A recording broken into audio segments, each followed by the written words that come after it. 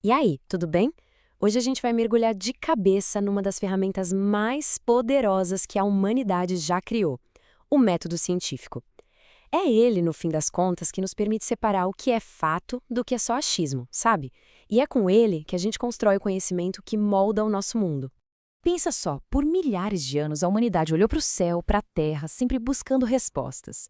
E essas respostas vinham de mitos, de tradições, daquilo que a gente chama de senso comum. Mas como foi que a gente saiu disso para chegar na ciência que conhecemos hoje? A grande virada de chave foi justamente trocar o "eu acho que é assim" pelo "espera aí, vamos testar para ver se é assim mesmo". E essa é a essência da mudança. Sair do senso comum, que é super subjetivo, né, varia de pessoa para pessoa, para o conhecimento científico, que busca ser objetivo, sistemático, uma coisa que qualquer um possa verificar. E essa mudança toda não foi só no método, não. A própria identidade de quem busca o conhecimento mudou. Vamos entender como é que o filósofo acabou dando lugar ao cientista.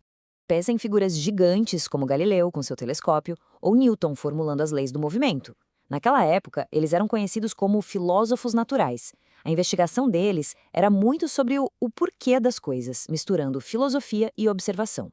A ideia de um cientista como uma profissão com um método específico focado no como ainda ia demorar um pouquinho para nascer.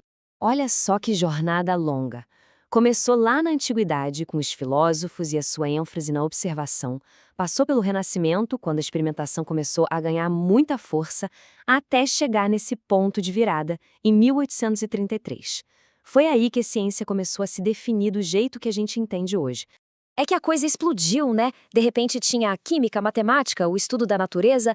A palavra filósofo já não dava mais conta. Ficou genérica demais. Um especialista em minerais não era a mesma coisa que um astrônomo. Era preciso uma identidade nova para unificar toda essa galera. Foi aí que, numa reunião da Associação Britânica para o Avanço da Ciência, surgiu o debate: como chamar essas pessoas?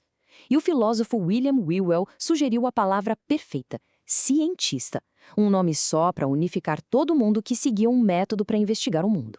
Bom, com um nome novo, faltava oficializar o Manual de Instruções. Qual seria, então, o passo a passo para fazer ciência de um jeito que todo mundo pudesse confiar? E aqui estão eles, os passos essenciais. Tudo começa com uma observação, uma pergunta, aquela curiosidade. Daí nasce uma hipótese, que é tipo um palpite bem fundamentado. A experimentação vem logo depois para testar esse palpite. E, por fim, a análise dos dados leva a gente a uma conclusão. É um ciclo que garante que o conhecimento seja construído numa base sólida e, o mais importante, que outras pessoas possam refazer o caminho para checar os resultados. E o coração do método está aqui, ó, na hipótese. O ponto-chave é que ela precisa ser testável e, mais importante ainda, falseável. O que isso quer dizer? Significa que tem que ser possível imaginar um resultado de um experimento que prove que a hipótese está errada. Se não existe nenhuma forma de provar que ela é falsa, então não é ciência, vira dogma. E para construir e testar essas hipóteses, a ciência usa, basicamente, dois caminhos lógicos principais: a indução e a dedução. Pode até parecer um pouco complicado, mas com um exemplo prático a diferença fica super clara. Olha só como esse exemplo ilustra bem a diferença. A indução parte de casos específicos. Todo cisne que eu já vi é branco. Para tentar criar uma regra geral. É assim que novas teorias começam a nascer. Já a dedução faz o caminho contrário. Ela parte de uma regra geral que já existe, todos os pássaros têm penas, para validar um caso específico. Resumindo bem, a indução propõe uma ideia, a dedução testa essa ideia. Ok, então, juntando a identidade do cientista, o método e essas formas de raciocínio, a gente chega nos pilares que sustentam a ciência como ela é hoje.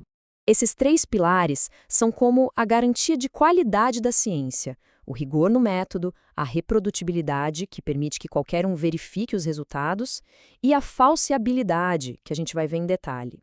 Isso tudo mostra que a ciência não é um livro de verdades absolutas, mas sim um processo que está sempre se aprimorando.